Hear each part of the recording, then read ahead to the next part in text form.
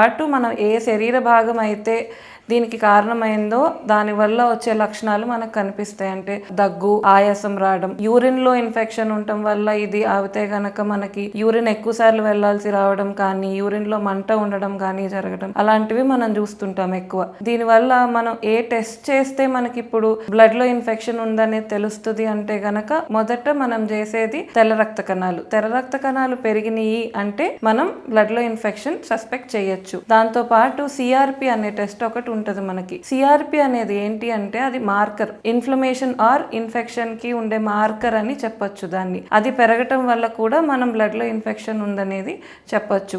ఈ బ్లడ్ లో ఏ రకమైన ఇన్ఫెక్షన్, నార్మల్ గా మనకి ఎక్కువ బ్యాక్టీరియల్ ఇన్ఫెక్షన్స్ అనేవి కనిపిస్తుంటాయి. ఆ ఇన్ఫెక్షన్ ఏంటి అని తెలియాలంటే మనం బ్లడ్ కల్చర్ కి పంపించాల్సి ఉంటుంది. దాంట్లో మనకి ఏ ఆర్గానిజం అయితే మనకి తెలుస్తుందో దాన్ని బట్టి మనం ట్రీట్మెంట్ చేసుకోవడానికి మనకి వీలవుతుంది.